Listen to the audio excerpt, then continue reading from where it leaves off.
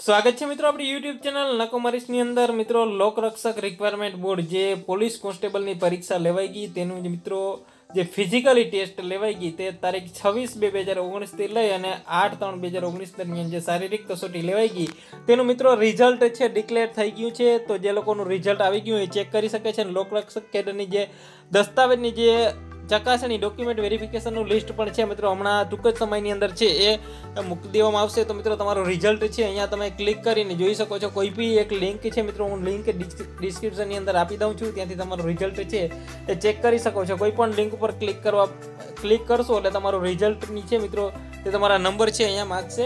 હું તમને હમણાં બતાવી દઉં છું। કોઈ બી એક લિંક છે મિત્રો તમે ઓપન કરી દેખશો એટલે તમારું રિઝલ્ટ છે અહીંયા કેવી રીતે જોવું એ આપણે બતાવી દઈએ છીએ।